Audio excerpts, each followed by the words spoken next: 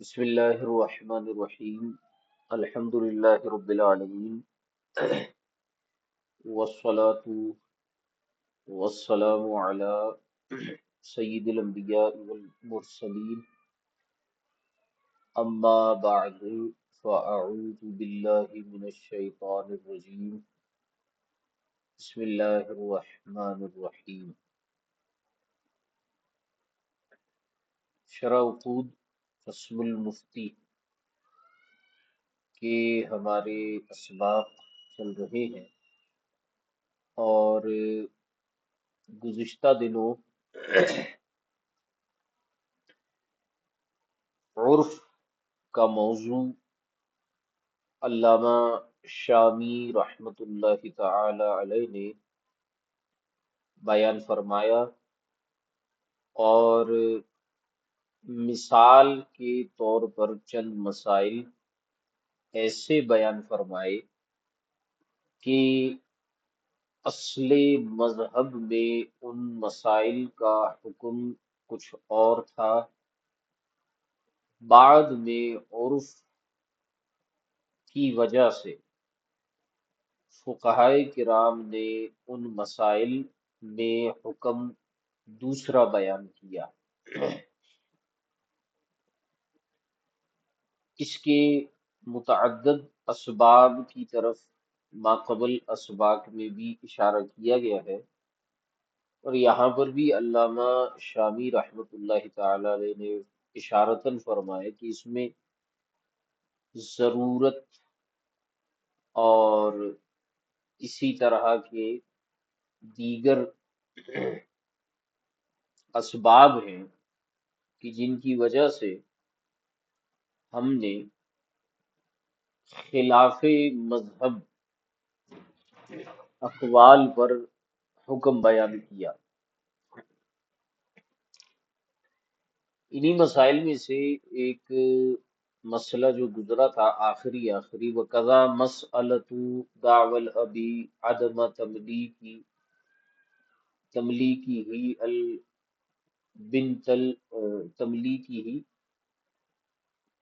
الجهاز فقد بنوها على العرف مع أن القاعدة أن القول للمملك في التمليك وعدمه۔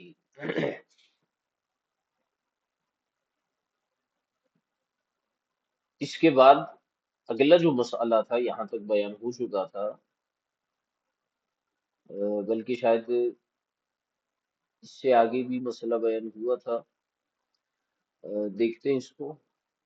وَكَذَا جَعْلُ الْقَوْلِ لِلْمَرْأَةِ فِي مُؤَخَّرِ صَدَاقِهَا مَعَ أَنَّ الْقَوْلَ لِلْمُنْكِرِ۔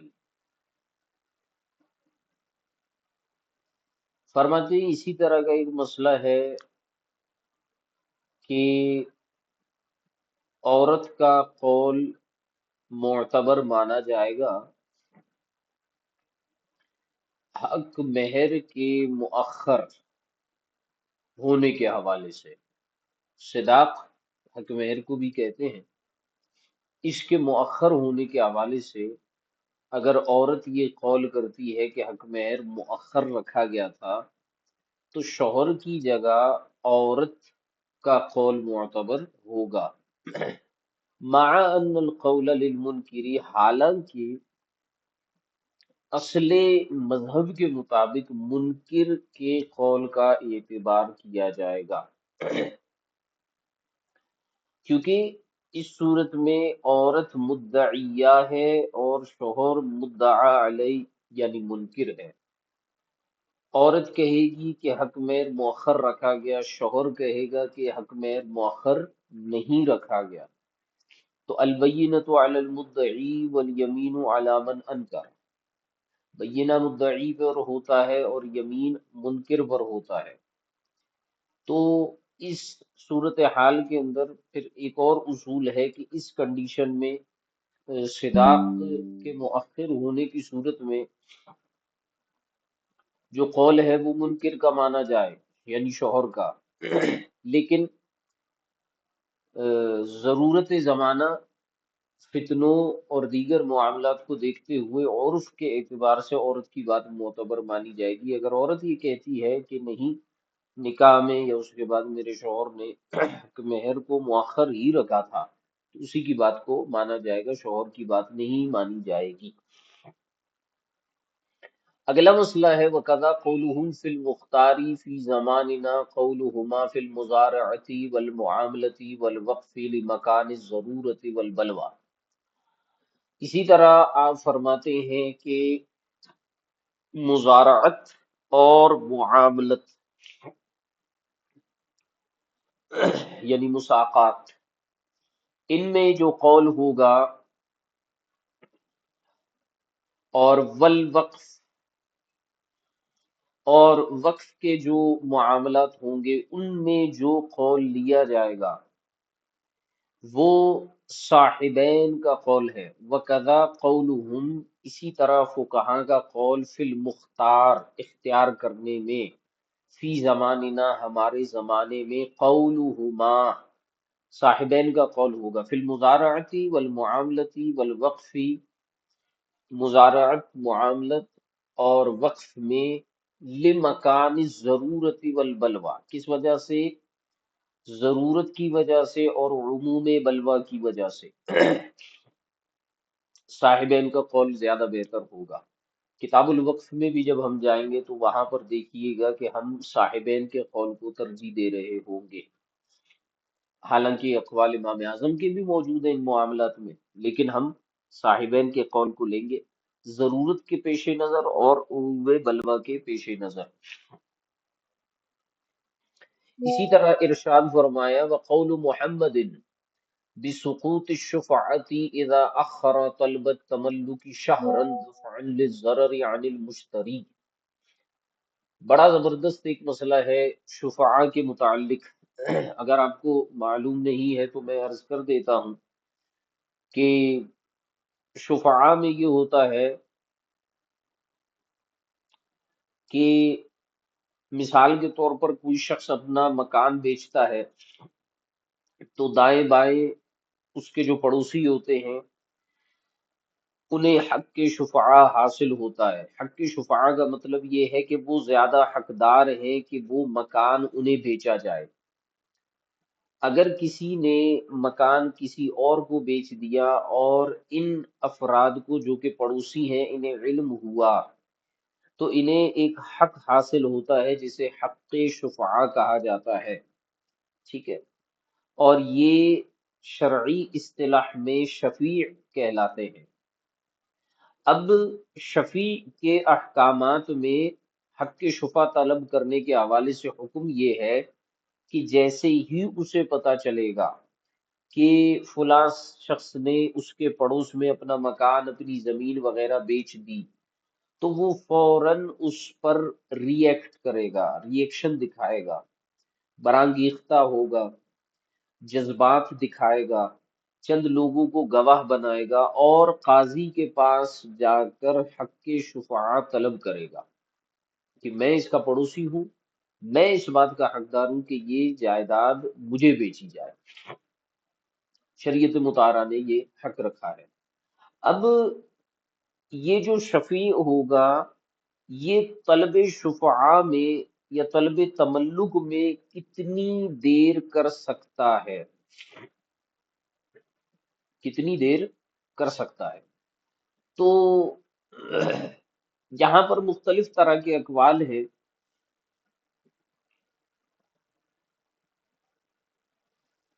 امام محمد رحمت اللہ تعالی علیہ کا اس حوالے سے جو قول ہے وہ یہ ہے کہ اگر اس نے طلب تملک کو 1 مہینے تک مؤخر کیا، 1 مہینے کے اندر اندر اس نے طلب تملک نہیں کیا، حق شفعاء کا دعویٰ دائر نہیں کیا، تو امام محمد رحمۃ اللہ تعالی علیہ فرماتے ہیں کہ اب 1 مہینے کے بعد اس کا حق شفعاء ساقط ہو جائے گا، اور اسی قول کو لیا جاتا ہے۔ تو فرمایا وقول محمد بسقوط الشفعة اذا اخر طلب التملک شهرا، اور امام محمد کا قول لیا جائے گا شفعاء کے سقوط کرنے کے حوالے سے جب کہ وہ طلب تملک کو مؤخر کر دے 1 مہینے کے لیے. کیوں یہ قول لیا جا رہا ہے؟ فرماتے ہیں دفعا للضرر عن المشتری. دیگر ائمہ نے یہ موقف اختیار کیا ہے کہ جب بھی شفیع چاہے گا حق شفعاء کا مطالبہ کر سکتا ہے. ٹھیک ہے، لیکن آپ خود سوچئے کہ اگر کوئی شخص اپنی جائیداد کسی کو بیچتا ہے، اب اس کے پڑوسی کو حق شفعاء حاصل ہے، وہ تو 10 سال کے بعد بھی آگے کھڑا ہو جائے اور حق شفعاء کا مطالبہ کرے. اب یہ بندہ جس نے وہ زمین خریدی ہے، مشتری، خریدار، اس کا تو کوئی قصور نہیں ہے بیچارے کا. اب وہ خواہ مخواہ میں جب بھی معاملہ ہوگا اس کے لیے عدالت سے اسٹے آرڈر آ جائے گا کہ بھائی آپ یہاں پر کچھ بھی نہیں کر سکتے کیونکہ شفا کا دعویٰ کیا ہوا ہے. تو وہ تو ساری زندگی جو ہے لٹکا رہے گا. تو امام محمد فرماتے ہیں کہ بھائی دیکھو، 1 مہینے کا حق حاصل ہے، 1 مہینے تک جو دعویٰ کرنا ہے کرو، اس کے بعد تم آ کر جتنا بھی اپنا سر پیٹو گے تمہارا دعویٰ قابل قبول نہیں ہوگا. کیوں؟ کیونکہ مشتری سے ضرر کو دور کیا جائے، مشتری کو بالکل اس کی جائیداد گویا کہ اس کے سپرد کر دی جائے. 1 مہینے کے اندر اندر کوئی مسئلہ ہونا ہے تو ہو جائے گا، اس کے بعد مشتری آزاد ہے، گھر بنائے، بنگلہ بنائے، گھر گرا دے، جو کرنا ہے وہ کرے، وہ مالک اور خود مختار ہے، اب کوئی دعویٰ نہیں کر سکتا. تو امام محمد کا قول ضرر ضرر عن المشتری کو دور کرنے کے لیے اختیار کیا گیا ہے. پہلے زمانے میں لوگ خیال رکھا کرتے تھے، دعویٰ کرنا ہوتا تو کر لیتے، اس کے بعد چپ ہو جاتے. لیکن فی زمانہ لوگوں کو پتہ چل جائے کہ آپ تو جناب والا حق شفا کا دعویٰ 10 سال کے بعد بھی کر سکتے ہیں، تو 10 سال کے بعد اگر کوئی کھڑا ہو جائے وہ بیچارہ پریشان ہو جائے گا کہ یہ کیا ہو گیا میرے ساتھ. اس لیے 1 مہینے کا ٹائم دیا جائے گا. اگلا مسئلہ ہے وہ روایت الحسن بأن الحرة العاقلة البالغة لو زوجت نفسها من غیر کفو لا یصح. اللہ اکبر. اسی طرح امام حسن بن زیاد رحمہ اللہ تعالی کی یہ روایت کہ آپ فرماتے ہیں ان الحرة العاقلة البالغة، کہ اگر آزاد عاقل بالغ عورت نے لو زوجت نفسها من غیر کفو لا یصح، اگر اس نے اپنا نکاح غیر کفو میں کر لیا تو یہ نکاح صحیح نہیں ہوگا. کیونکہ پہلے زمانے میں یہ تھا کہ غیر کفو میں صحیح مان لیا جاتا تھا اس کو، اور عورتیں خود سمجھدار ہوتی تھی، اللہ تبارک و تعالیٰ نے ان کو عقل دی ہوئی ہے، تو وہ اپنی عقل کا استعمال کرتے ہوئے غیر کفو میں جو ہے وہ نکاح نہیں کیا کرتی تھی، ہمیشہ کفو میں ہی کرتی تھی. کہیں ایک آدھ آگے پیچھے ہو جاتا تو مسئلہ نہیں تھا، اس لیے فقہا فرماتے تھے کہ صحیح ہے غیر کفو میں نکاح کرنا. لیکن فی زمانہ حالات اور واقعات کے پیش نظر معاملات بگڑ گئے، غیر کفو کی وجہ سے بہت زیادہ سلسلہ جو ہے وہ خراب ہو جاتا ہے. تو کوئی عورت جو ہے وہ اپنے ڈرائیور کے اوپر معاذ اللہ ثم معاذ اللہ جو ہے وہ عاشق ہو جاتی ہے، پھر بعد میں جو ہے اس کے ساتھ بھاگ جاتی ہے. اس طرح کے معاملات آتے ہیں دارالفتہ میں اور علماء و مفتیان کرام کے پاس. تو ایسی صورت حال کے اندر جو ہے پھر اس کا نکاح جو ہے وہ امام حسن بن زیاد کی روایت کے مطابق جائز نہیں ہوگا. ٹھیک ہے، کیونکہ اس نے غیر کفو میں نکاح کیا ہے. اچھا جی، اگلا مسئلہ ہے وہ افتاؤہم بالعفو عن طین الشارع للضرورت. اسی طرح علماء کا فتویٰ دینا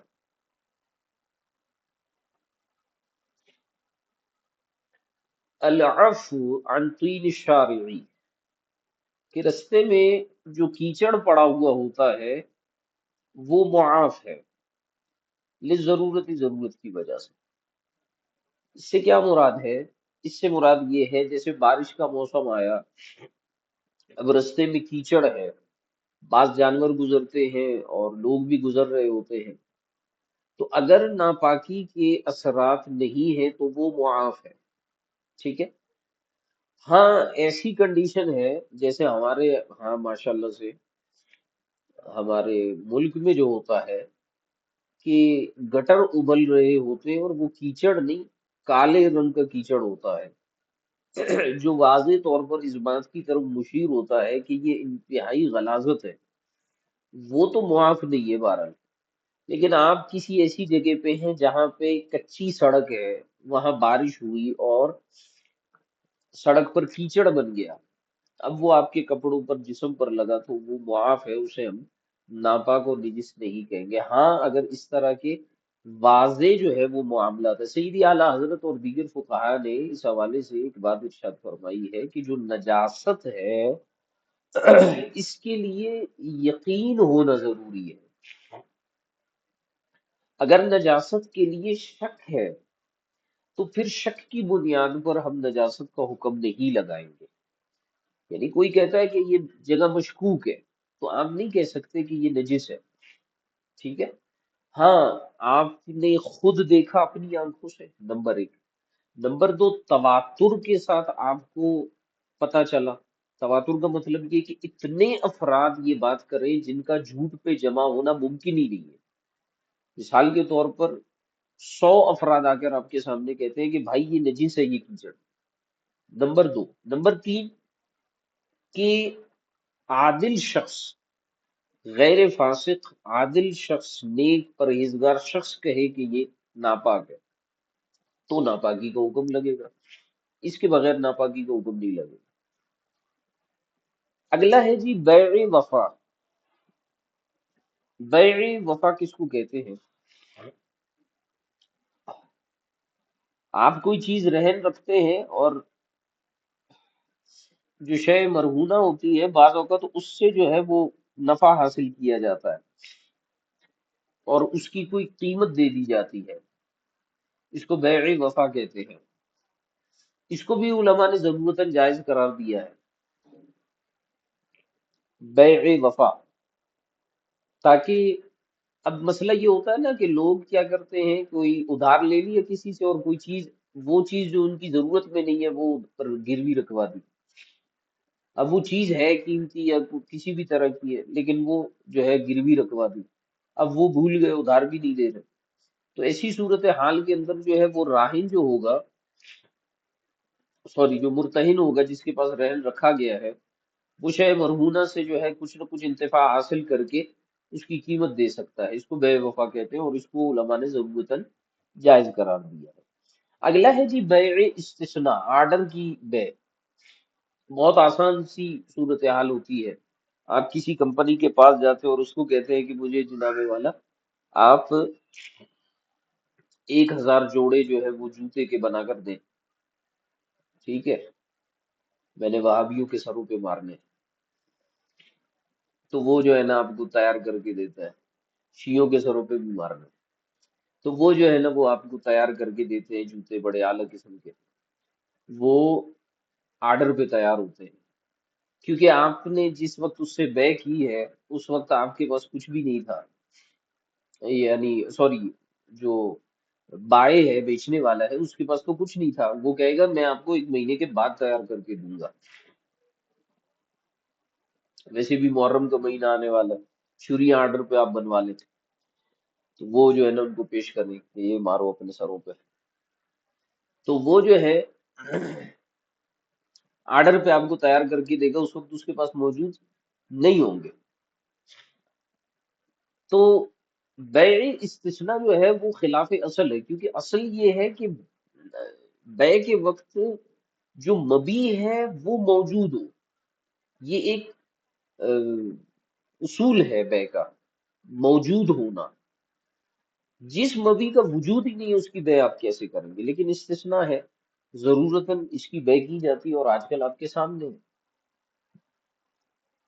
اگلا ہے جناب 20 نمبر پہ، وَالشَّرْبُ مِنَ السِّقَاءِ بِلَا بَيَانِ مِقْدَارٍ مَا يَشْرُبُ۔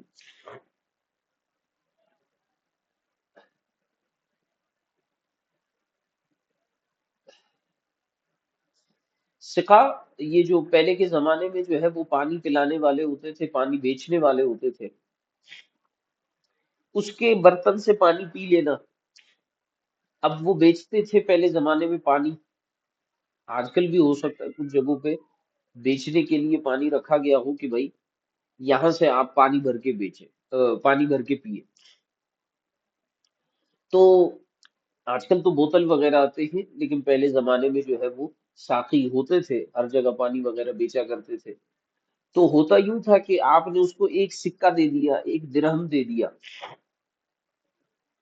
اور اب آپ ایک پیالہ پیے، دو پیے یا تین پیے، تو بغیر مقدار ما یشربو، یعنی جو پیا ہے اس کی مقدار بیان کیے بغیر آپ جو پی رہے ہیں، تو شرعن اور اصولاً یہ ناجائز ہونا چاہیے تھا، کیونکہ آپ پانی خرید رہے ہیں، اور پانی خریدنے کی کوئی مقدار ہونی چاہیے.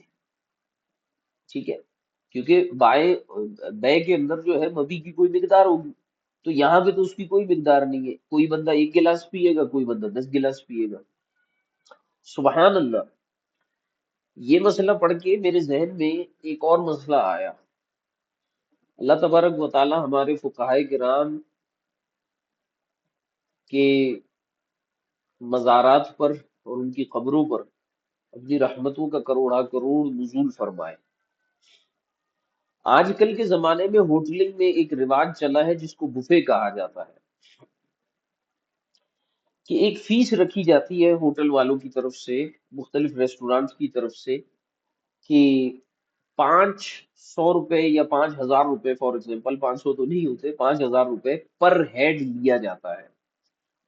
آپ 5000 روپے دیتے ہیں، ایک انٹری فیس ہوتی ہے. اس کے بعد جب آپ جاتے ہیں تو آپ کے سامنے جو ہے وہ 50 طرح کے کھانے ہوتے ہیں، میٹھے بھی ہوتے ہیں، اور بریانی بھی مختلف طرح کی ہوتی ہے، چاول بھی ہوتے ہیں، سالن بھی ہے، روٹی بھی ہے، اور ڈرنکس بھی ہیں.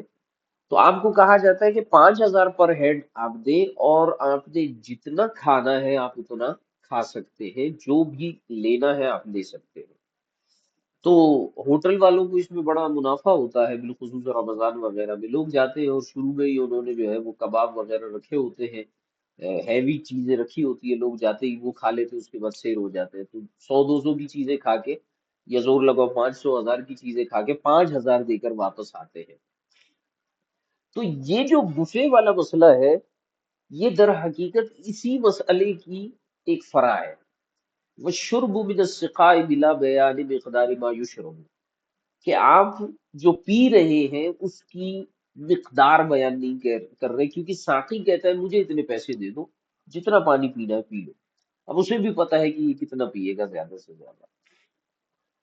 تو اس کی اصل جو ہے وہ اس والے مسئلے کی، ریسٹورانٹ اور ہوٹلنگ کی جو اصل ہے وہ یہ والا مسئلہ ہے. اگلا ہے جی، وَدُخُولُ الْحَمَّامِ بِلَا بَيَانِ مُدَّةِ الْمَكْسِ وَمِقْدَارُ مَا يُصَبُّ مِنَ الْمَاءِ، وہی مسئلہ ہے بالکل. حمام پہلے ہوا کرتے تھے نہانے کے لیے، کہ جہاں پر لوگ جا کر جو ہے وہ غسل وغیرہ کیا کرتے تھے. گھروں میں پہلے یہ نظام اتنا نہیں ہوا کرتا تھا. تو اب آپ حمام جاتے ہیں اور آپ اس کو کہتے ہیں کہ میں نے نہانا ہے، تو وہ آپ کو کہتا ہے کہ ٹھیک ہے جناب، پر ہیڈ میں جو ہے وہ 200 روپے لوں گا. اب 200 روپے میں جو ہے وہ آپ بلا بیان مدت المکس، کہ کتنی دیر تک نہائیں گے. ٹھیک ہے، 10 منٹ نہانا ہے، 15 منٹ نہانا ہے، 20 منٹ نہانا ہے، اس کی مدت بیان نہیں ہوتی. اور کتنا پانی بہانا ہے اس کی مدت بھی بیان، اس کی مقدار بھی بیان نہیں ہوتی. حالانکہ وہ آپ کو وہ جگہ کرائے پر دے رہا ہے جہاں آپ نہا رہے ہیں ٹھہرنے کے لیے، اور وہ پانی بھی بیچ رہا ہے جو آپ غسل کے لیے استعمال کر رہے ہیں. دونوں کی مقدار بیان نہیں ہو رہی، خلاف اصل. تو یہ بھی عرفن جائز ہے. اچھا، اس میں ایک بات یاد رہے کہ عرف اس میں یہ ہے، اب یہ نہیں ہے کہ حضرت گئے نہانے کے لیے حمام میں اور 2 گھنٹے بعد نکل رہے ہیں اس بیچارے کی ٹینکی خالی کر کے، وہ تو جوتے مارے گا.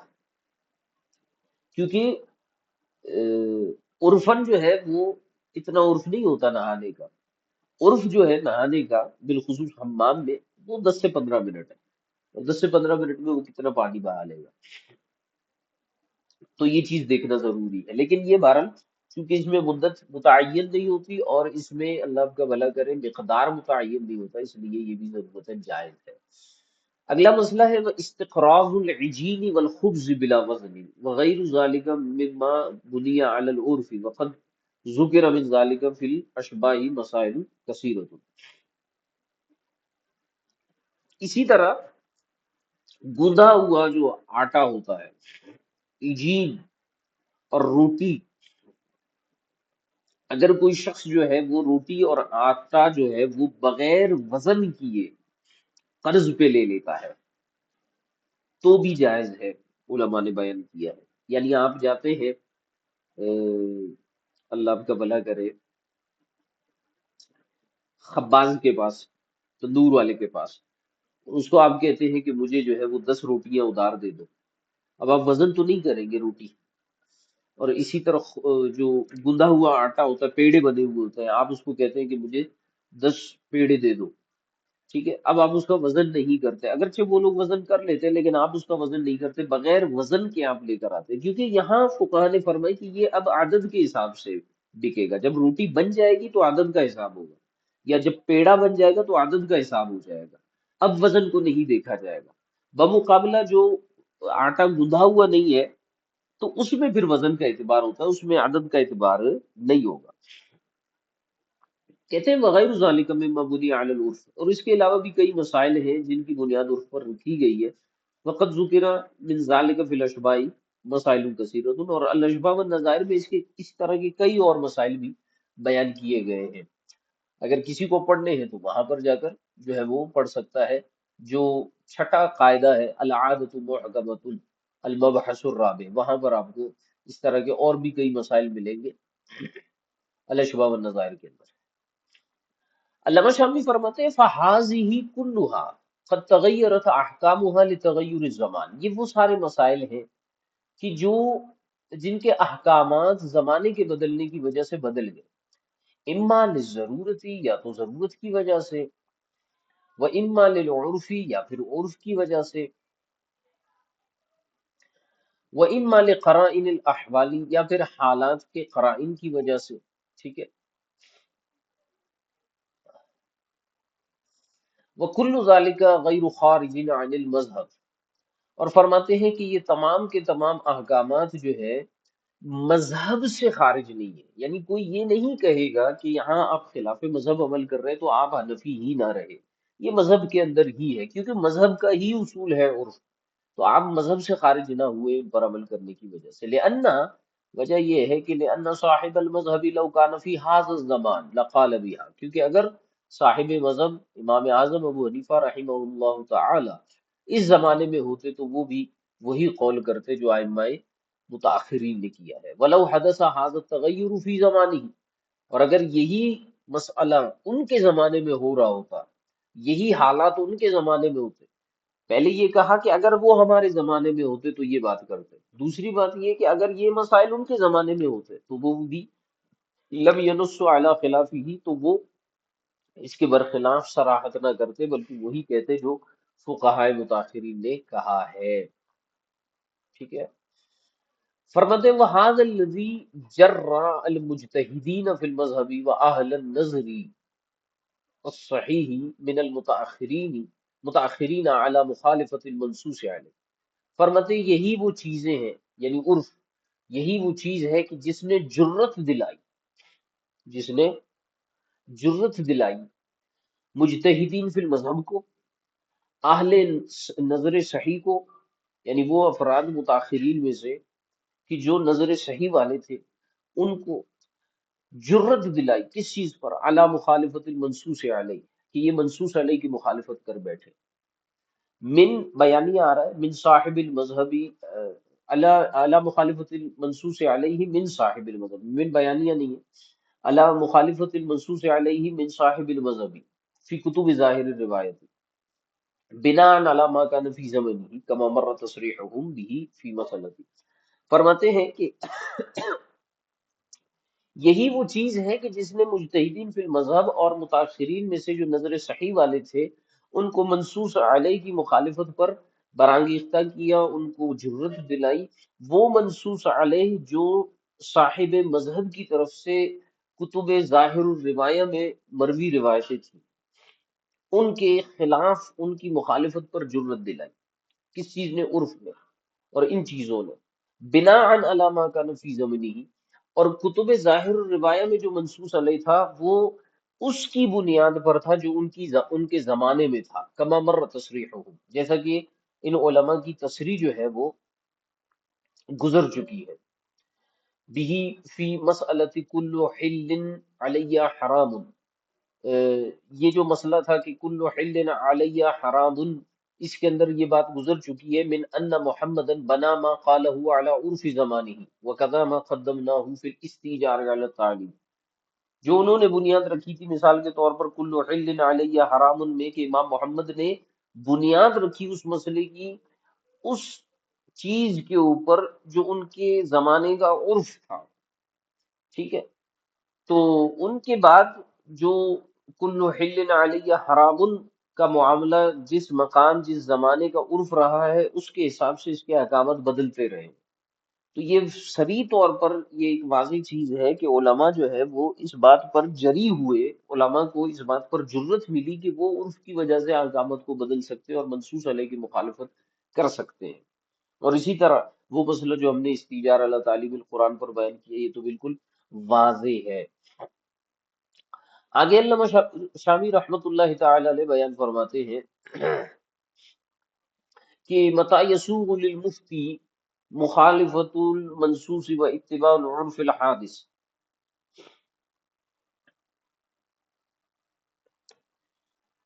فرماتے ہیں کہ کب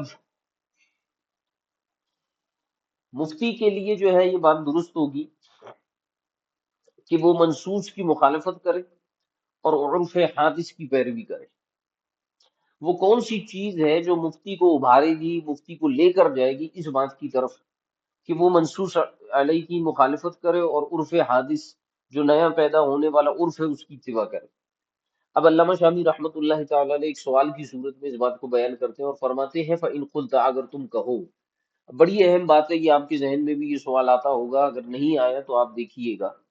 علامہ شامی فرماتے ہیں اگر تم یہ کہو کہ العرف یتغیر مرۃ بعد مرۃ، او بھائی بات یہ ہے کہ آپ نے عرف کے جتنے مسائل بیان کیے ماشاءاللہ بڑے اچھے بیان کیے، ہمیں تسلیم ہے، لیکن سوال یہ پیدا ہوتا ہے کہ جو عرف متقدمین کا تھا وہ بدلا تو متاخرین نے فتویٰ دیا، اب متاخرین کے زمانے کا جو عرف تھا وہ بدل گیا، اب 2025 میں ایک نیا عرف آیا ہے، اب کیا کریں گے؟ 2050 میں نیا عرف آئے گا، پھر کیا کرو گے؟ 2000 جو ہے وہ 300 کے اندر ایک نیا عرف آئے گا، پھر کیا کرو گے؟ تو فرماتے ہیں العرف یتغیر مرۃ بعد مرۃ، عرف تو ایک کے بعد دوسری مرتبہ پھر بدلتا ہے، فلو حدث، تو اگر جو ہے وہ ایک نیا عرف پیدا ہوا، فلو حدث عرف آخر لم یقع فی الزمان السابق، اگر کوئی ایسا عرف پیدا ہوا جو سابقہ زمانے میں ہوا ہی نہیں ہے، جو سابقہ زمانے میں ہوا ہی نہ ہو، جس کا وقوع ہی نہ ہوا ہو، جیسے مثال کے طور پر جدید ٹیکنالوجی آئے دن بدلتی جا رہی ہے، تو اگر آپ دیکھیں تو کئی ایسی چیزیں ہیں جو ما قبل زمانے میں نہیں پائی جا رہی تھی، جیسے بے و شرح کے حوالے سے دیکھیں آن لائن پیمنٹس ہو رہی ہیں، اور ان قریب آپ دیکھیں گے، بلکہ ابھی بھی ہو رہا ہے، ان قریب آپ دیکھیں گے کہ جو ڈیجیٹل کرنسیز ہیں کرپٹو کی شکل اختیار کر رہی ہیں، کرپٹو کے اندر جو ہے وہ بیع و شراء ہو رہی ہے۔ اس کے علاوہ کئی ایسے مسائل ہیں جو زمانے سابقہ میں نہیں ہوئے، تو فرماتے ہیں جب ایسا نیا عرف آئے جو زمانے سابقہ میں تو نہیں تھا، تو پھر کیا ہوگا؟ فَهَلْ يَسُوغُ لِلْمُفْتِي مُخَالِفَةُ الْمَنْصُوصِ وَاتِّبَاعُ الْعُرْفِ الْحَادِثِ، تو کیا مفتی اب منصوص کی مخالفت کرے گا، چاہے متقدمین کا قول ہو یا متاخرین کا ہو، اس کی مخالفت کرے گا اور عرف حادث نیا آنے والا جو عرف ہوگا اس کی اتباع کرے گا، یا نہیں وہ جو کتابوں میں لکھا ہوگا صرف اسی کی پیروی کرے گا؟ تو فرماتے قلتو، علامہ شامی جواب دیتے ہیں اور فرماتے نعم، جی ہاں، ہم اس کا بھی حل آپ کو بتاتے ہیں، یہ مت سمجھیے گا کہ ہمیں آنے والے زمانے کا علم نہیں ہے، نعم فإن المتأخرين الذين خالفوا المنصوص في المسائل المارة لم يخالفوه إلا لحدوث عرف بعد زمان الإمام. اوئے ہوئے ہوئے، کہتے ہیں آپ کو یوں لگتا ہے کہ ہر عرف کے بعد ایک نیا عرف آئے گا، تو کیا مفتی اس عرف کے حساب سے چلے گا یا نہیں چلے گا؟ آپ کو یہ مسئلہ ایسا لگتا ہے کہ جیسا اس کا حل نہیں ہے؟ کہتے ہیں ذرا غور کیجئے، جب امام کے زمانے میں ایک عرف تھا اور وہ عرف بدلا، امام کا زمانہ تھا، ایک عرف تھا، امام نے اس زمانے میں اپنے عرف کے حساب سے فتویٰ دیا، لیکن وہ عرف امام کا 100 200 300 400 سال کے بعد بدلا، اور جب متاخرین آئے ان کے زمانے میں وہ ہوا جو امام کے زمانے میں نہیں ہوا تھا، تو متاخرین کے زمانے میں بھی تو وہ ہوا ہے جو کہ زمانے سابق میں نہیں ہوا۔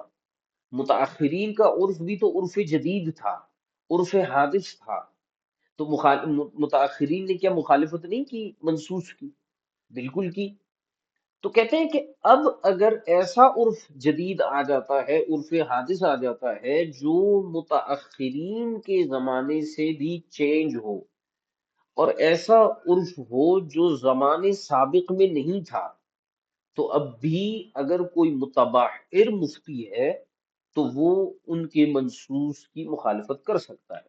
فرماتے ہیں نعم فإن المتأخرین الذین خالفوا المنصوص فی المسائل المارۃ، وہ متاخرین جنہوں نے مخالفت کی تھی منصوص کی ان مسائل میں جو مسائل گزر چکے تھے، لم یخالفوہ الا لحدوث عرف بعد زمن الامام، انہوں نے مخالفت اپنے طور پر نہیں کی، بلکہ انہوں نے مخالفت اس وجہ سے کی کہ ایک نیا عرف پیدا ہو گیا تھا امام کے زمانے کے بعد۔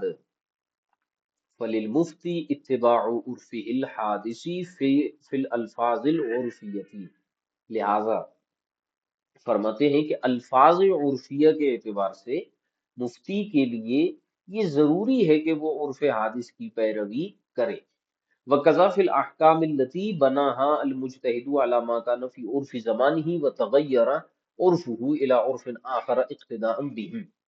فرماتے ہیں اور اسی طرح متاخرین کی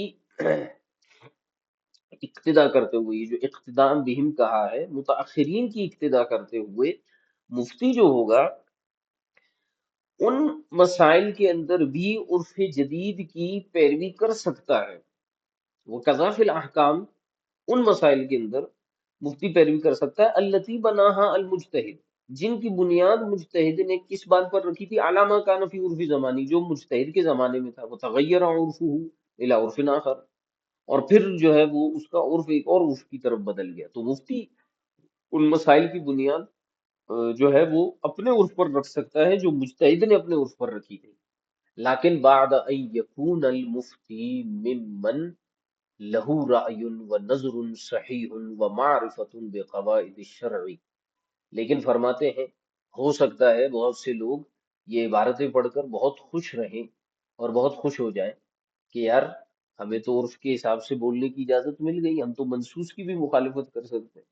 مجھے ایسے لوگ ملے کہتے ہیں ہم تو ائمہ کی بھی مخالفت کر سکتے ہیں، تو میں نے کہا آپ نے عبارت شامی کی آدھی پڑھی ہے، پوری پڑھ لیتے تو شاید آپ یہ جرت نہ کرتے۔ علامہ شامی رحمۃ اللہ تعالی علیہ فرماتے ہیں لیکن وہ مفتی کر سکتا ہے بعد ان یکون المفتی میں من لہو رائے و نظر صحیح، وہ مفتی جو صاحب رائے ہو، جو صاحب نظر صحیح ہو، جو قواعد شرع کی معرفت رکھتا ہو، حتیٰ یمیز بین العرف الذی یجوز بناء الاحکام علیہ و بین غیرہ، یہاں تک کہ اسے یہ پتا چلے کہ یہ کون سا عرف ہے، اس پر بنیاد احکامت کی رکھی جا سکتی ہے یا نہیں رکھی جا سکتی۔ ہر عرف پر تھوڑی احکامت کی بنیاد رکھی جا سکتی ہے کہ یہ جی میرے علاقے کا عرف ہے، یہ میرے محلے کا عرف ہے، اور کل کو کوئی مفتی اٹھ کے کہے گا میرے گھر کا عرف یہ ہے، تو وہ اپنے گھر کے عرف کے حساب سے احکامت مرتب کرے گا کیا؟ ہر عرف تو نہیں چلتا۔ فإن المتقدمین شرطوا فی المفتی الاجتہادی هذا مفتی الاجتہاد، کیونکہ متقدمین نے مفتی کے لیے شرط لگائی ہے اجتہاد کی، کہ مفتی وہ ہوتا ہے جو مجتہد ہوتا ہے۔ وہذا مفقود فی زماننا، کہتے ہیں کہ اگرچہ جو ہے وہ عرف پر احکامت کی بنیاد تو ہو سکتی ہے، لیکن مفتی مجتہد ہمارے زمانے میں مفقود ہے۔ اللہ اکبر۔ علامہ شامی رحمۃ اللہ تعالی علیہ کے زمانے میں مفتی مجتہد مفقود ہے، تو ہمارے زمانے کا کیا حال ہوگا؟ فرماتے ہیں وہذا مفقود فی زماننا، ایسا شخص جس کے اندر افتاء کی بھی صلاحیت ہو اور اجتہاد کی بھی ہو، یہ ہمارے زمانے میں مفقود ہے۔ فلا اقل من ان یشترط فیہ معرفت المسائل بشروطها وقیودها التي كثيرا ما يسقطونها ولا يصرحون بها اعتمادا على فهم المتفقه۔ علامہ شامی رحمۃ اللہ تعالی علیہ فرماتے ہیں لہذا اب جو ہے فلا اقل، تو کم سے کم شرط یہ رکھی جائے گی، من ان یشترط فیہ معرفت المسائل بشروطها وقیودها۔ اچھا مفتی مجتہد تو نہیں ہے، تو اب عرف تو بدلیں گے، سوال پھر وہی ہے کہ مفتی مجتہد تو نہیں رہا، تو کیا پھر وہی عرف کو چھوڑ دیں گے ہم کہ بھائی عرف ہزار بار بدلے، مفتی ہی نہیں ہے، مجتہد ہی نہیں ہے، تو کیا کریں گے؟ تو فرماتے ہیں لہٰذا اب جو ہے ہم اپنے زمانے میں، چونکہ یہ شرط ہی نہیں پائی جا رہی جو متقدمین نے لگائی تھی، تو اب جب مفتی مجتہدی مفقود ہے تو پھر کم سے کم کیا شرط لگائیں گے؟ کہتے ہیں کم سے کم شرط یہ ہوگی کہ وہ مفتی جو ہے عرف کے حساب سے فتویٰ دے سکتا ہے، من ان یشترط فیہ معرفت المسائل بشروطها وقیودها، فرماتے ہیں کہ کم از کم بندہ اس درجے کا مفتی ہو کہ جس کو مسائل کی معرفت ہو تمام کی تمام شرائط کے ساتھ، تمام کی تمام قیودات کے ساتھ۔ یہ مسئلہ یوں ہے، اس کی کیا کیا شرائط ہے جس کی وجہ سے یہ مسئلہ یوں ہے، یہ مسئلہ یوں ہے، اس میں کون کون سے قیودات لگائے گئے ہیں جن کی وجہ سے یہ مسئلہ یوں بنا ہے، کون سی قید ہٹاؤ گے تو یہ مسئلہ بدل جائے گا، یہ پتہ ہونا مفتی کو ضروری ہے۔ التی کثیر ما یسقطونها ولا یصرحون بها اعتمادا علی فهم المتفقہ، فرماتے ہیں کہ یہ ایسے کثیر مسائل ہیں کہ جنہیں اکثر فقہاء ساکت کر دیتے ہیں، اور فقہ کے جو طالب علم ہیں، متفقہ لوگ ہیں، ان کے فہم پر اعتماد کرتے ہیں، اور ان کے فہم پر اعتماد کرتے ہوئے جو ہے وہ اس کی صراحت نہیں کرتے، ایسے کئی مسائل، تو ان کی شرائط کی وجہ سے ان کو پتہ چل جاتا ہے، یعنی کوئی متفقہ شخص ہوتا ہے اور کوئی جو ہے وہ مسائل کو اس کی شروط اور قیودات کے ساتھ سمجھنے والا ہوتا ہے، تو فقہاء ان مسائل کو ساقط کر دیتے، بیان نہیں کر دیتے، ان کی تصریح بیان نہیں کرتے،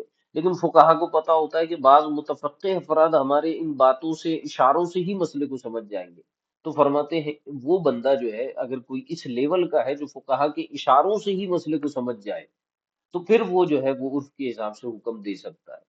تو اب وہ بندہ ہم کہاں سے لائیں 2025 کے اندر کہ جو فقہا کی عبارتیں پڑھے اور اشارتیں نہیں سمجھ جائے کہ سبحان اللہ مسئلہ کیا بیان ہوا ہے۔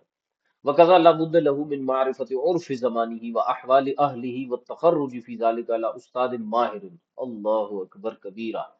علامہ شامی رحمۃ اللہ تعالی علیہ فرماتے ہیں اسی طرح ایک مفتی کے لیے یہ بھی ضروری ہے کہ وہ کیا کرے، اپنے زمانے کے عرف کو بھی پہچاننے والا ہو، عرف کی رٹ نہ لگائے بلکہ عرف کی معرفت بھی ہو اس کو، وہ احوال اہلہ، اور اپنے جو اہل عرف ہیں ان کے احوال بھی اسے پتہ ہوں، زمانے کے جو لوگ ہیں ان کے احوال بھی اسے پتہ ہوں کہ کس طرح کے لوگ ہیں۔ والتخرج فی ذالک علی استاذ ماہر، اور فرماتے ہیں کہ اس کے ساتھ ساتھ ایک استاذ ماہر کی صحبت اور اس کے سامنے زانو تلمذ طے کرنا بھی اس کے لیے ضروری ہے۔ وہ استاد اسے بتائے گا کہ بیٹا زمانے کا عرف یہ چل رہا ہے، اس زمانے میں ہم اس بات پر فتویٰ دیں گے، اپنے اٹکل سے نہیں چلے گا۔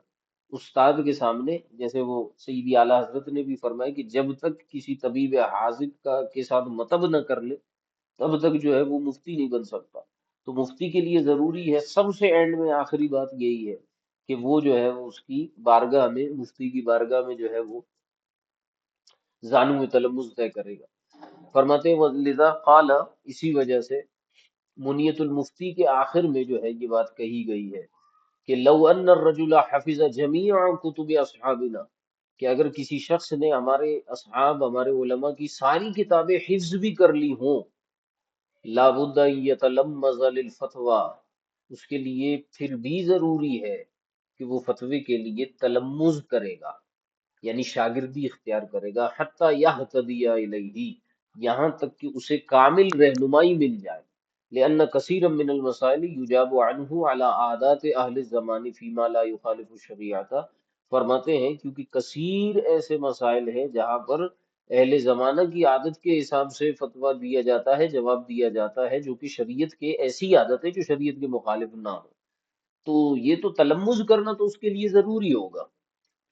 کتابیں، اب آپ دیکھیں منیت المفتی کیا کہہ رہا ہے، یہ کہتے ہیں کہ کتابیں پوری حفظ بھی کر لو تب بھی تلمذ کے بغیر کوئی چارہ نہیں ہے۔ اندازہ لگائیے، یہ اس زمانے کی باتیں ہو رہی ہیں، اور آج کا کیا حال ہوگا۔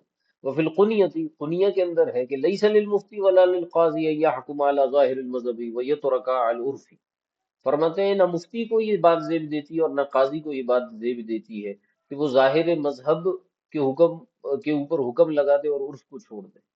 عرف کو دیکھنا ان کے لیے ضروری ہے۔ انتہا ونقلہ منہا ما فی خزانۃ الروایات، اور فرماتے ہیں اسی بات کو خزانۃ الروایات کے اندر بھی جو ہے انہی سے نقل کیا گیا ہے کنیہ سے۔ وہذا صریح فیما قلنا من ان المفتی مفتی لا یفتی بخلاف عرف اہل زمانے، فرماتے ہیں اور یہ بات بالکل صریح ہے اس معاملے میں جو ہم نے کہا ہے کہ مفتی جو ہے وہ اہل زمان کے عرف کے خلاف فتویٰ ہرگز نہیں دے گا۔ وَيَقْرَبُ مِنْهُ مَا نَقَلَهُ فِي الْأَشْبَاعِ عَنِ الْبَزَازِيَّ، اور اسی عبارت کے قریب قریب ایک اور قول ہمیں ملتا ہے جو الاشباع والنظائر میں امام ابن نجم مصری نے جو ہے وہ بزازیہ کے حوالے سے نقل کیا کہ من ان المفتی یفتی بما یقع عنده من المصلحۃ، کہ مفتی جو ہے وہ فتویٰ دے گا اس بات کی بنیاد پر جو مصلحت کی وجہ سے اس کے سامنے واقع ہوا ہو، یعنی جو عرف کے حساب سے زیادہ بہتر ہو مفتی اسی کے حساب سے فتویٰ دے گا، جب تک کہ جو شریعت ہے اس کے برخلاف مسئلہ نہ چلا جائے۔ ٹھیک ہے، شریعت کے خلاف مسئلہ جاتا ہے، نصوص قطعیہ کے خلاف جاتا ہے، پھر تو اسی پر عمل ہوگا۔ رہی بات دیگر مسائل میں تو اس میں وَكَتَبْتُ فِي رَدِّ الْمُحْتَارِ فِي بَابِ الْقِسَامَةِ، فرماتے ہیں اسی طرح میں نے رد المحتار میں باب القسامہ کے اندر اس بات کو بیان کیا، فیما اس بارے میں، لو ادعى الولی على رجل من غیر اہل المحلۃ وشہد اثنان منهم علیہ لم تقبل عنده وقال تقبل الی آخرہ۔ ایک مسئلہ ہے کہ اگر کوئی ولی دعویٰ کرتا ہے کسی شخص کے اوپر جو کہ اس کے محلے کا نہیں ہے، اور دو شخص اس پر جو ہے وہ گواہی دے دیتے ہیں اس کے خلاف، یعنی کوئی ولی ہے، کوئی شخص ہے صاحب اختیار ہے، وہ دعویٰ کرتا ہے قاضی کے پاس ایسے شخص کے بارے میں جو کہ اس کے محلے کا نہیں ہے، باہر کا ہے۔ محلے سے مراد علاقہ، اس کے علاقے کا نہیں ہے، باہر علاقے کا ہے، اور اس کے محلے کے دو بندے جا کر اس کے خلاف گواہی دے دیتے کہ ہاں بالکل یہ ولی صاحب صحیح کہہ رہے ہیں، تو فرماتے ہیں لم تقبل عنہ، امام اعظم رحمۃ اللہ تعالی علیہ کے ہاں ان دو کی گواہی قابل قبول نہیں ہوگی، کیونکہ یہ اس محلے کے ہیں، یہ تو ولی کا ہی ساتھ دیں گے، اس بیچارے کا تھوڑی ساتھ دیں گے جو دوسرے محلے کا۔ وقال تقبل، صاحبین کہتے ہیں نہیں ان کی گواہی قابل قبول ہوگی۔ یہ مسئلہ بیان کیا گیا ہے۔ تو علامہ شامی فرماتے ہیں کہ میں نے اس مقام پر لکھا کہ نقل السید الحموی عن العلامہ المقدسی انه قال توقفت عن الفتوى بقول الامام ومنعت من اشاعته لما يترتب عليه من الضرر العام۔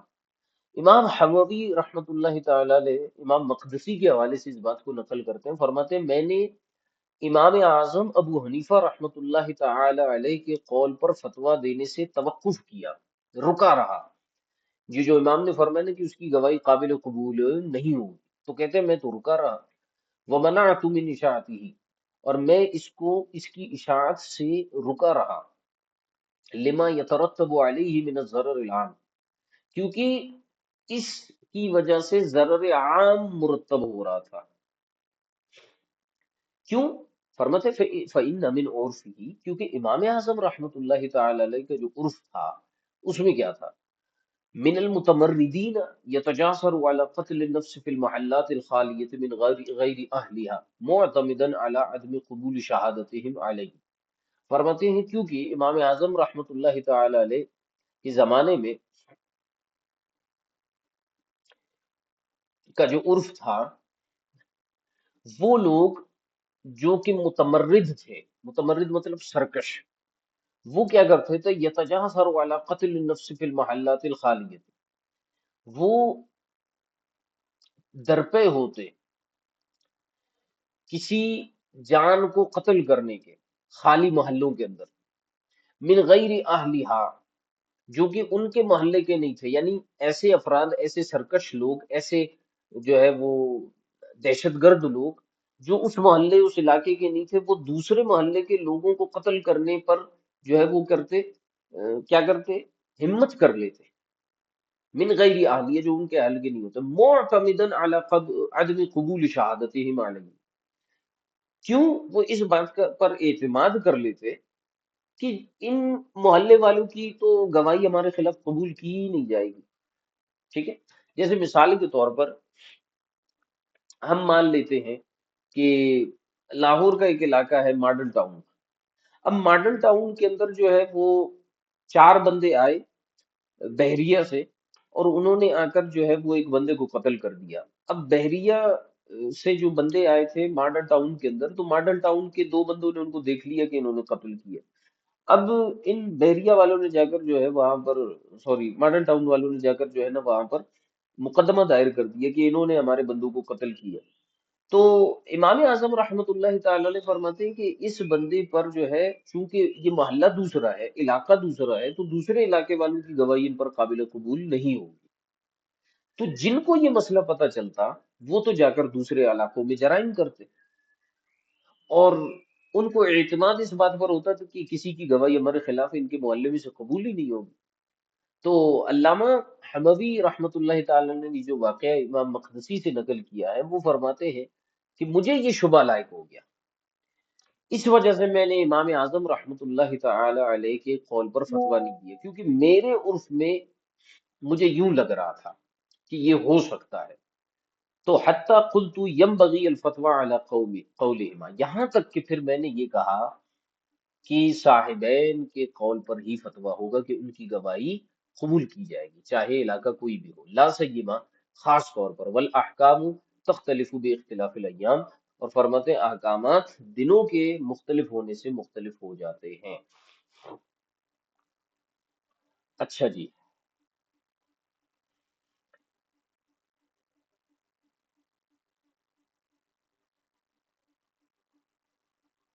چلیں فتح القدیر کی عبارت انشاءاللہ الکریم ہم کل پڑھیں گے،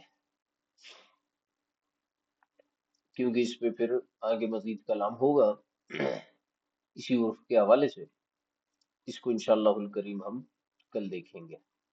آج اگر جو ہے وہ کوئی سوال وغیرہ ہے تو ارشاد فرما دیں۔ جی جناب۔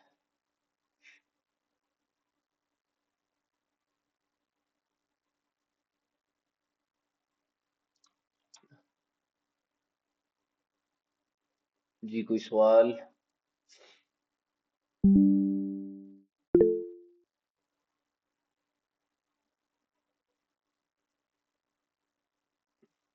آج کے سبق کا خلاصہ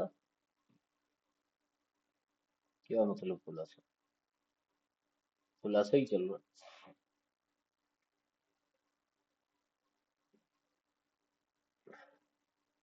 اچھا میں سوالات دیکھوں کیا کیا ہے۔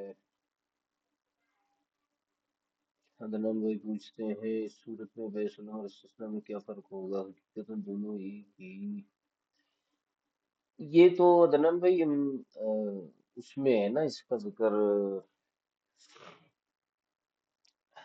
کتاب البیوع میں، وہاں پر ہم اس میں فرق دیکھیں گے۔ کچھ اعتبارات سے بیع سلم استثناء میں فرق ہے،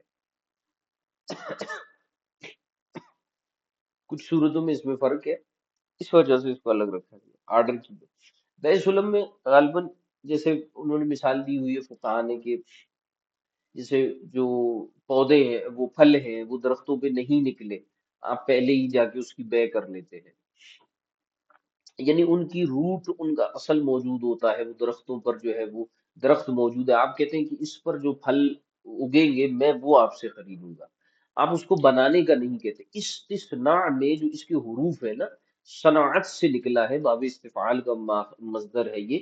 استثناء کا مطلب یہ ہوتا ہے کہ آپ بائے کو کہتے ہیں کہ کوئی چیز میرے لیے بناؤ، اور سلم میں جو ہے وہ معدوم کی بے یوں ہوتی ہے کہ بائیں کوئی چیز نہیں بنا کے دیتا آپ کو، وہ جو ہے وہ آٹومیٹکلی پک رہی ہوتی ہے، بس بائیں کی ملکیت میں ہوتی ہے، بائیں اٹھا کر وہ آپ کو دیتا ہے۔ ایک فرق تو اس میں یہ ہے، باقی اور بھی فرق ہوں گے۔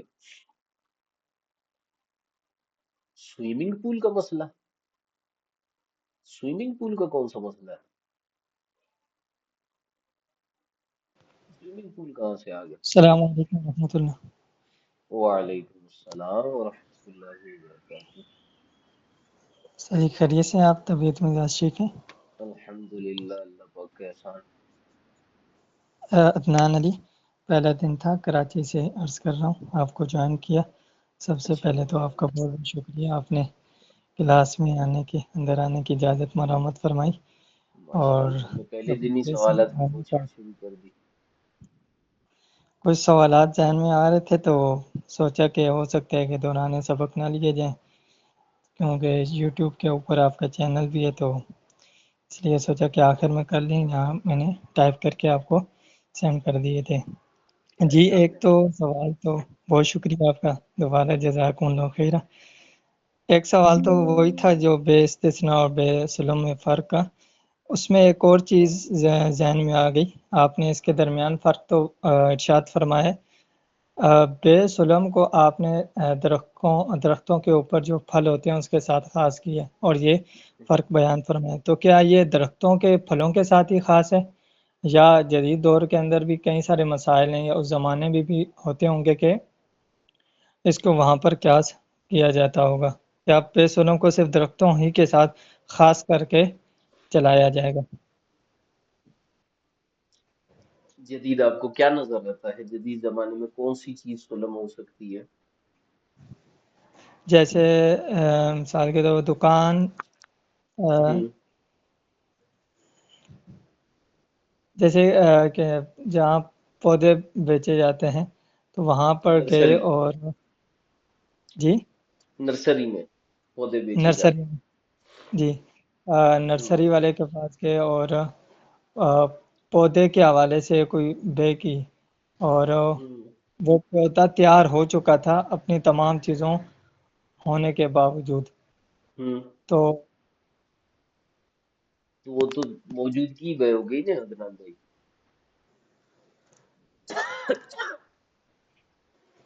یا آپ یہ کہنا چاہ رہے ہیں کہ ابھی تک اس پہ پھول نہیں نکلے تھے، اور اس صورت میں آپ نے کہا کہ جب اس پہ نکلے تو مجھے بیچنا؟ جی جی، تو وہ تو آپ پورا پودا خریدیں گے نا حضرت، پھولوں کے ساتھ. پھولوں پھول کے تو نہیں خرید رہے. جو پھلوں پھولوں کی کے میں نے درختوں پہ مثال دی تھی، وہ میں نے اس کنڈیشن بھی دی تھی کہ آپ جاتے ہیں زمیندار کو یہ کہتے ہیں کہ مجھے یہ جو ہے وہ آپ بیچیں، کیا کہتے ہیں اس کو، اللہ آپ کا بھلا کرے، پھل بیچیں. آپ درخت تو نہیں خرید رہے، اس سے جو پھل اگیں گے وہ آپ اس سے جو ہے وہ خریدیں گے. مطلب آپ کو ٹھیک. ڈاؤٹ یہ ہو رہا ہے کہ بیع سلم جو ہے یہ تو منصوص علیہ ہے، بیع استثناء اس سے ملتا جلتا ہے. جی، ایک تو یہ، دوسرا یہ، کیا یہ درختوں ہی کے پھلوں کے ساتھ خاص ہے بے سلم؟ یہ تو سوال میں نے آپ سے کیا نا عمران بھائی. آپ مجھے یہ ارشاد فرمائے کہ اس کی کوئی جدید مثال دے نا، کہ جس میں ہم کہیں یہ جیسے سلم ہے استثناء نہیں ہے. یہ ذہن میں آ رہا ہے، جیسے مثال کے طور پر گندم ہے تو اس ہاں. کی کلیاں بالیاں جو ہے وہ کھل اٹھی ہیں، لیکن بیج جو گندم ہوتی ہے، یا کپاس ہے مثال کے طور پر، وہ یہ ابھی تک مزارعت میں آ جائے گا، وہی درختوں پھلوں اور زمینوں کے حوالے سے ہو جائے گا. یہ صحیح سے. پھر وہی چلے گا.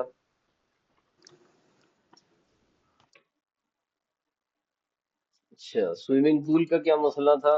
اور یہ بے وفا جو چیز رہن میں دی جاتی ہے، اس سے جو ہے وہ جس شخص کے پاس وہ چیز رکھی گئی ہے وہ اس سے کچھ منافع حاصل کرتا ہے اور اس کی رقم دے دیتا ہے. یہ ایک طرح کی بے ہوتی ہے جس کو بیع وفا کہا جاتا ہے.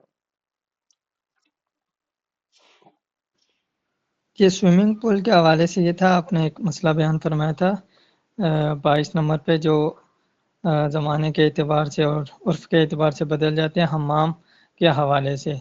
تو اگر وہاں ٹھہرنے کی مدت نہ بیان کی گئی اور حمام میں کوئی شخص جاتا ہے اور نہاتا ہے وغیرہ، تو ہاں. یہ اس کا عمل ہے. تو آج کے دور میں اس کے بدلے حمام تو اللہ ماشاء اللہ ہوں گے، سوئمنگ پول میں جانے کا رواج ہے، اگرچہ وہاں پر سیر و تفریح کی نیت ہو مثال کے طور پر، تو وہ یہ مسئلہ اس سے ریلیٹ کرے گا حمام کے حوالے سے؟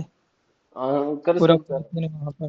کر سکتا ہے جناب، کر سکتا ہے بالکل، جتنی دیر کے ٹھیک لیے نہانا ہے نہا لو۔ اب یہ ممی ڈیڈی لوگ جانتے ہوں گے، ہمیں نہیں پتا۔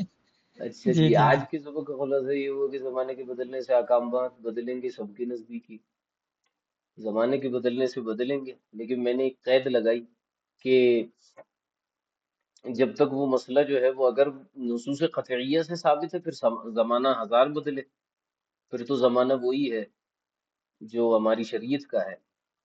ہاں وہ مسائل جو کہ اجتہادی مسائل ہوتے ہیں، یا جن کی بنیاد ہی جو صاحب مذہب ہے اس نے عرف پہ رکھی تھی، اپنے عرف پہ، تو وہ آج کا عرف جب بدلے گا تو ہم اس کے حساب سے اس کو بدلیں گے، ہر مسئلہ تو نہیں بدلتا۔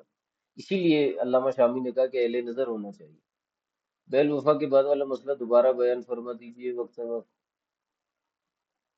بے الوفا کے بعد والا مسئلہ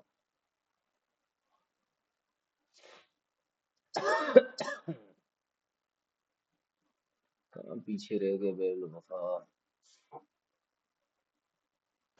شاہ جی استثناء کا فرما رہے ہیں، اور بے وفا کے بعد تو استثناء یہ ہے، آرڈر اور کی بے، ابھی اس پہ جی اتنا کلام ہو رہا ہے، آرڈر کی بے جناب، یہ آرڈر کی بے، آرڈر پہ چیزیں تیار کی جاتی ہیں، کھانا پکوا لیا کسی سے، دیگ بنوا لیا آپ نے، اس سے جو ہے وہ جوتے بنوا لیے، اس پہ تو میں نے اتنی عمدہ مثال دی تھی، میرے خیال سے یہ تو ذہن سے جو ہے نا مرتے دم تک نہیں نکلنا چاہیے تھا۔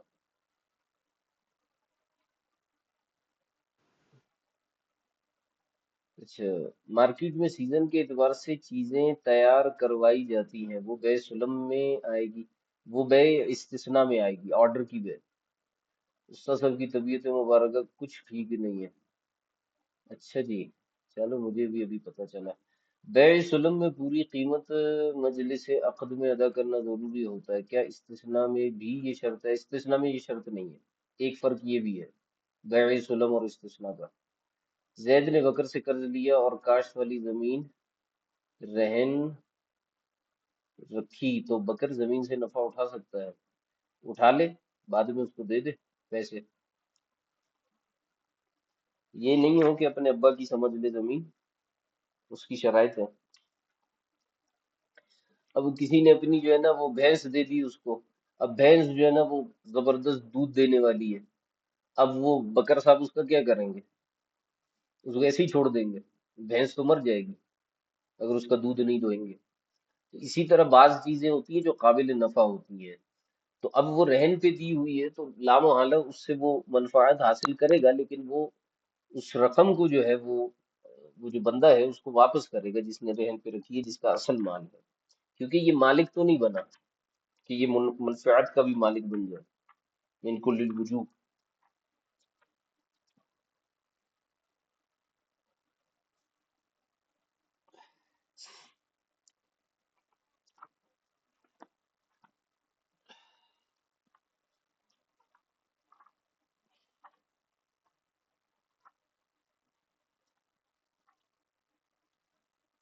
یہ اور کوئی سوال؟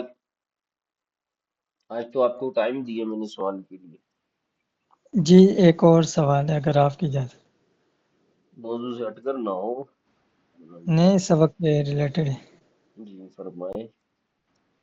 جی عرض یہ ہے کہ ایک مسئلہ آخر میں جو بیان ہو رہا تھا ہاں امام صاحب علیہ رحمہ کے عرف کے حوالے سے، اور پھر آگے اور جو ہے اس کا استثنائی مسئلہ بیان کیا گیا تھا کہ اگر کسی محلے کے اندر کوئی مقتول پایا گیا تو محلے والوں کی، محلے میں سے کسی شخص کے خلاف جو ہے وہ گواہی قبول نہیں کی جائے گی، کیونکہ وہ اس کے ہوں، خلاف جو ہے وہ گواہی دیں گے، یہ مسئلہ ہوں، تھا۔ پھر آگے یہ کہا تھا کیونکہ زمانہ جو ہے وہ مختلف ہو گیا اور پھر یہ چیزیں بڑھنے لگیں، جی تو اب جو زمانہ ہے جدید دور ہے، کیمراز کا جو دور ہے، اور اسی طرح کچھ ایسے قرینے پائے جاتے ہیں جس سے یہ معلوم ہوتا ہے کہ جو قاتل ہے وہ اس محلے سے ہی تعلق رکھتا ہے، اگر اس محلے کا نہیں ہے تو اس کا سرگنا یا اسے امداد کرنے، مدد کرنے والا اس محلے ہوں، سے ہی تعلق رکھتا ہے۔ تو ہوں اس صورت کے اندر تو گواہی محلے والوں کی اس قاتل کے حق میں تو قبول کی جائے گی، یا پھر وہ اسے استثنائی مسئلے کا ہی اعتبار کیا جائے گا؟ یعنی باہر والوں کی قبول کی جائے گی یا نہیں؟ جی جی جی۔ باہر والوں کی بھی قابل قبول ہے. دیکھیں قرائن کیا، آج، ہاں قرائن کو جی، دیکھتے ہوئے والی صورت بیان فرما رہے ہیں؟ نہیں باہر صورت ہے نا. ایک تو دیکھیں سی سی ٹی وی وغیرہ ہے، اس کے ذریعے بھی چیزیں پتہ چلتی ہیں، اور بعض اوقات ایسا ہوتا ہے تصویر دی جاتی ہے میڈیا کے اوپر کہ اس کو اگر کوئی پہچانتا ہے تو اطلاع دے. باہر کا بندہ کہتا ہے کہ جی یہ تو ہمارے شہر کا، کچے کے علاقے کا بندہ آیا ہوا اور اس نے جو ہے نا وہ جام شورو کے اندر کسی کا قتل کر دیا، تو اب لامحالہ اس کی گواہی قابل قبول ہوگی نا. اگر کوئی بندہ جو ہے پورے ملک سے وہ کرتا ہے کہ ہاں میں ثبوتوں کے ساتھ جو ہے وہ گواہی دیتا ہوں، پھر شہادات کو چیک کیا جائے گا کہ جو شخص گواہی دے رہا ہے اور وہ اس بندے کو پہچان رہا ہے، تو آیا وہ بھی شہادات کے اصولوں کے حساب سے بالکل درست ہے؟ تو اگر ہے درست تو اس کی بات مانی جائے گی.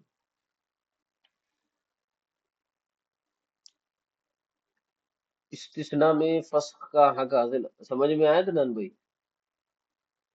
جی الحمدللہ، جزاکم اللہ خیر۔ استثناء میں فسخ کا حق حاصل ہوتا ہے جب تک آرڈر تیار نہ ہوا ہو. اگر کوئی شخص غریب آدمی ہے بیچارہ، آرڈر پہ لوگوں کے لیے مثال کے طور پہ بیکری میں کام کرتا ہے، کیک بناتا ہے، بسکٹ بناتا ہے، شادی بیاہ کے موقع پہ کوئی چیز تیار کرتا ہے. اب آپ نے اس کو کہا کہ جناب مجھے جو ہے اتنے کیک بنا کے دو، مجھے اگلے ہفتے چاہیے. اگلا ہفتہ آنے کی سے ایک دن پہلے آپ اس کے پاس گئے اور آپ نے کہا میں آرڈر کینسل کرتا ہوں. وہ بیچارہ ساری چیزیں خرید کر تیار کر چکا تھا، تو کیا اس کا نقصان نہیں ہوگا؟ اگر تو اس کا نقصان ہوگا تو پھر بتائیے کہ کیسے ہم اس کو حق دیں کہ وہ اس کو فسخ کرے. اس لیے ہمارے ہاں عموماً دکاندار اس نقصان سے بچنے کے لیے آرڈر میں کچھ شرائط لگاتے ہیں. فار ایگزامپل ایڈوانس لیتے ہیں، یا جو ہے وہ کہتے ہیں کہ اگر آپ نے آرڈر کینسل کیا تو ہم آپ کو ریفنڈ نہیں کریں گے. بعض اوقات تو 100% جو ہے وہ پیسے ایڈوانس میں لے لیتے ہیں. اور بعض اوقات جو ہے وہ کیا کرتے ہیں کہ جیسے آپ نے یہ پیچھے بھی پوچھا تھا نا کہ پوری قیمت مجلس عقد میں ادا کرنا ضروری ہے، تو یہ استثناء کا ایک فرق ہے کہ وہاں پر کیا ہوتا ہے کہ وہ کچھ رقم جو ہے وہ یا تو ایڈوانس میں لے لیتے ہیں یا پوری رقم بعض اوقات وہ بےچارے لے لیتے ہیں، ان کے پاس اتنا ہوتا نہیں ہے. تو اس لیے وہ پھر کہتے ہیں کہ ہم آپ کو ریفنڈ نہیں کریں گے کیونکہ آپ نے جو ہے وہ اس کو فسخ کیوں کیا. تو اس میں جو ہے وہ اگرچہ ہم شرعن تو یہ نہیں کہتے کہ آپ 100% اس کو جو ہے وہ ریفنڈ والی صورتحال بنائیں، کیونکہ اس میں یہ مالی جرمانے میں آ جاتا ہے. تو ہم یہ تو نہیں کہہ سکتے کہ جو دکاندار ہے جو آرڈر پہ مال تیار کر رہا ہے وہ اس کے پیسے روک لے. آرڈر کینسل ہو سکتا ہے، بالکل ہو سکتا ہے، لیکن ہمارا ایک اخلاقی حق یہ بنتا ہے کہ ہم اس حوالے سے یعنی گویا کہ اگر ہم سے کوئی شخص شرعی مسئلہ پوچھ رہا ہے نا تو ہم اس کو بطور مشورے کی یہ بات کہیں کہ ایسا کرنا مناسب نہیں ہے. ہر شخص اس بات کا متحمل نہیں ہوتا کہ وہ آپ کے آرڈر کو تیار کرنے کے بعد آپ کے کینسل کرنے کے بعد کہیں اور اس کو بیچ سکے. ہو سکتا ہے وہ اس کے پاس مال پڑا ہوا ہے، جیسے کیک وغیرہ ہوتے ہیں، بیکری آئٹمز ہوتے ہیں، یہ چند دنوں میں ایکسپائر ہو جاتے ہیں تو نقصان ہو جائے گا. ہاں اب جوتے بنانے والا ہے، ٹھیک ہے آپ اس کو منع کر دیں کہ بھائی یہ جوتے میں نے آپ سے نہیں خریدنے، تم ہی کسی اور کے سر پہ مارو، تو ٹھیک ہے پھر مسئلہ نہیں ہے.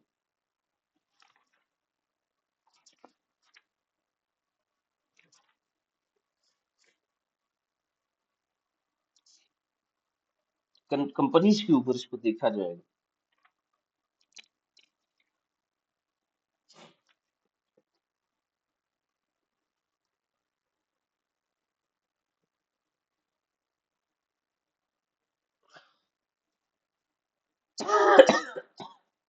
اچھا اس میں جو ہے یہ بے سلم کا پورا چیپٹر بہار شریعت میں 11ویں حصے میں موجود ہے، صفحہ نمبر 794، 794، ٹھیک ہے۔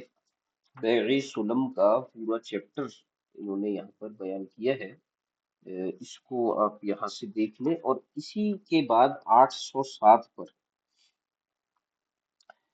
بیع استثناء کا بیان ہے، ٹھیک ہے۔ تو صاحب باری شریعت رحمت اللہ تعالی علیہ ارشاد فرماتے ہیں، ایک تو بڑی خوبصورت انہوں نے ایک بات بیان کی ہے، سلم کے حوالے سے انہوں نے فرمایا کہ بیع کی 4 صورتیں، دونوں طرف عین ہو یا دونوں طرف سمن، یا ایک طرف عین ایک طرف سمن۔ اگر دونوں طرف عین ہو تو اس کو مقایضہ کہتے ہیں، دونوں طرف سمن ہو تو بیع صرف کہتے ہیں۔ تیسری صورت میں کہ ایک طرف عین ہو اور ایک طرف سمن ہو، اس کی 2 صورتیں ہیں۔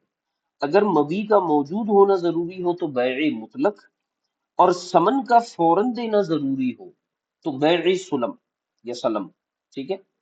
لہٰذا سلم میں جس کو خریدا جاتا ہے وہ بائی کے ذمہ دین ہے، اور مشتری سمن کو فی الحال ادا کرتا ہے۔ بہت اہم چیز ہے یہ، جو روپیہ دیتا ہے اس کو رب السلم اور مسلم کہتے ہیں، اور دوسرے کو مسلم علیہ، ٹھیک ہے۔ اچھا، اب پھر اس کی انہوں نے شرائط بیان کی ہیں کہ کیا کیا شرائط بیع سلم میں ہوں گی تبھی وہ بیع درست ہوگا۔ بیع استثناء کے بارے میں فرمائے کہ کبھی ایسا ہوتا ہے کہ کاریگر کو فرمائش دے کر چیز بنوائی جاتی ہے۔ عدنان بھائی یہ جملے غور کیجئے گا، پھل اور سبزیاں اور یہ چیزیں اپنی جگہ، صاحب بار شریعت کہتے ہیں کہ کبھی ایسا ہوتا ہے کہ کاریگر کو فرمائش دے کر چیزیں بنوائی جاتی ہیں، اسی لیے میں کہہ رہا تھا استثناء پر غور کریں۔ اگر اس میں کوئی معیاد مذکور ہو اور وہ 1 ماہ سے کم کی نہ ہو تو وہ سلم ہے۔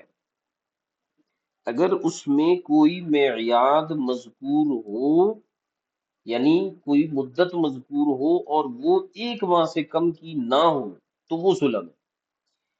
تمام وہ شرائط جو بیع سلم میں مذکور ہوئے ان کی مراعات کی جائے، یہاں یہ نہیں دیکھا جائے گا کہ اس کے بنوانے کا چلن اور رواج مسلمانوں میں ہے یا نہیں، بہرحال پھر یہ آگے جو ہے نا وہ مزید باتیں بیان کرتے ہیں۔ اور پھر صاحب باری شریعت کہتے ہیں کہ علماء کا اختلاف ہے کہ استثناء کو بیع قرار دیا جائے یا وعدہ، ٹھیک ہے۔ اس میں بھی جو ہے وہ اختلاف ہے کہ یہ بیع ہے یا وعدہ بیع ہے، تو بعض نے اس کو وعدہ بیع شمار کیا ہے، بیع حقیقتاً کہا ہی نہیں ہے اس کو۔ تو اس میں جو ہے وہ معمولی چند فرق ہے استثناء میں اور سلم میں۔ امید ہے کہ آپ کو بات سمجھ میں آ گئی۔